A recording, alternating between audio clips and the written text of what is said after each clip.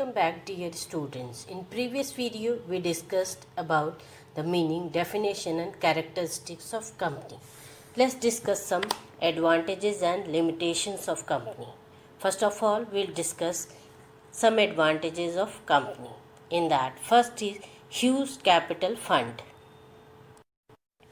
A company divides its capital into small fractions. Attraction to purchase more number of shares always remains because voting right is per share. As a result, company can raise large capital. Generally, local investors invest in small caps to avoid market risk. Next advantage is easy transfer of shares. If the shareholders of a company are displeased with the progress of the business, they can sell their shares anytime. During all this change of ownership, the business continues to operate. Next advantage is limited liability of the members. The liability of shareholders, unless and otherwise stated, is limited to the face value of shares held by them or guarantee given by them. Next advantage is separate identity and perpetual life. Death, insanity, insolvency of shareholders or directors do not affect the company's existence. A company has a separate legal identity and entity with perpetual succession. Next advantage is advantages of large scale. Economies of scale are cost advantages reaped by companies. When production becomes efficient, companies can achieve economies of scale by increasing production and lowering the cost. In that, they can make more profit. Next advantage of company is efficient management. In company business, the management is in the hands of the directors who are elected by the shareholders and are well experienced persons. In order to manage the day-to-day activities, salaried professional managers are appointed. Thus, the company business offers professional management and acumen also. Next advantage is democratic management. The company is managed democratically by elected representatives of members called directors. The democratic management style involves manager reaching decisions with the input of the employees, but being responsible for making the final decision. There are many variations of the style of management in various companies. Next advantage is benefit to society and nation.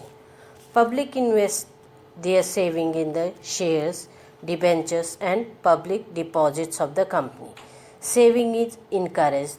They receive dividends and interest as income on investment. Advantages of large scale production are also available to the society. Employment opportunities increases. Some companies spend a part of profit for the benefit of society like garden, school, colleges, playground, etc. Provides many facilities voluntarily to the employees too. Now let's discuss some limitations of the company. In that, first is lengthy and expensive incorporation procedure.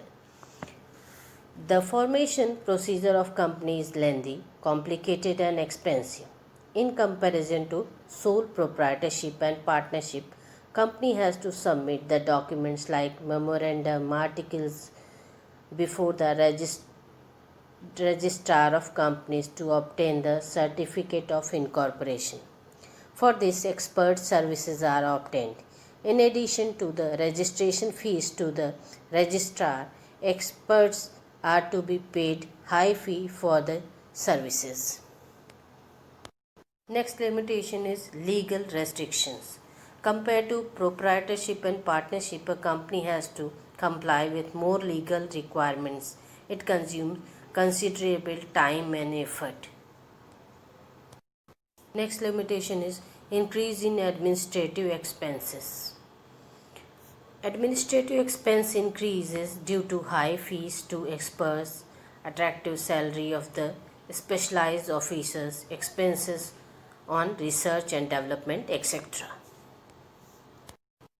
Next limitation is autocratic management. Though many rights are entrusted to the members by law, they enjoy nominal powers. Due to voting right per share, some person gets control through groupism and impose their desires. They use companies' money, assets and secret information for their personal interests and selfishness. In that, company become victim of autocratic management. Next limitation is difficulty in maintaining secrecy. As per the legal provisions, company has to make various statements available to the registrar of the companies. Financial institution, the secrecy of business comes down. It is further reduced when the company provides its annual report to the shareholders, as the competitors do also find out the details of all financial data. Next limitation is delay in policy decision. The consent and agreement of members is essential in making policy decisions. For this, meeting of the members is to be called. Notice of the meeting is to be furnished to members in advance before certain days. Resolution is to be passed in meeting. For all this time is wasted and decisions are delayed. Next limitation is less flexibility. Lesser element of flexibility is there in company in comparison to the partnership and sole proprietorship form. As compared to proprietorship and partnership, a resolution is to be passed in general meeting to make important changes. Approval of central government and court is required in some circumstances also. Thus, the company is less flexible in many cases. Next limitation is encouragement to speculations. Artificial changes in the stock market encourage speculation, as the directors are acquainted with the secret information of the company. The speculation in share affects the economic interest of small investors that are invested their money in these companies. Next limitation is disadvantages to the society. Society has to become the victim of strike of employees, lockout by the employees, etc. Monopolies, evils enter as more importance is given to capital than the man. Hence, unequal distribution of income and wealth arises in the society, and the result in the form of rich become more richer and poor become more poorer. Dear students, go through the video and revise the topic. In next video, we will discuss types of company. Thank you.